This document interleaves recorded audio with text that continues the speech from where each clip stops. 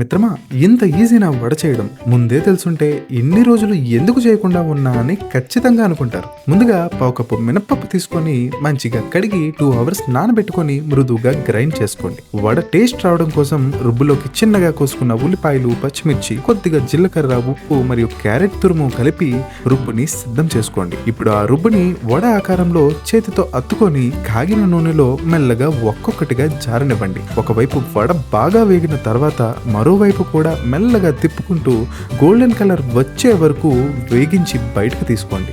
మనం చేసుకున్న ఈ వడలకి హోటల్ స్టైల్ రుచి రావాలంటే పక్కాగా ఉండాల్సింది ఈ పుదీనా కొత్తిమీర చట్నీ. వడలకి ఏ చట్నీ నప్పినా మన పద్ధతిలో చేసే ఈ పుదీనా కొత్తిమీర చట్నీ ఇచ్చే ఫ్లేవర్ ముందు ఇంకేది నిలవదండి. ఈ చట్నీకి కావాల్సిన కంప్లీట్ ఇంగ్రీడియంట్స్ అన్ని క్లియర్ గా డిస్క్రిప్షన్ అండ్ కామెంట్ సెక్షన్ లో మెన్షన్ చేశా.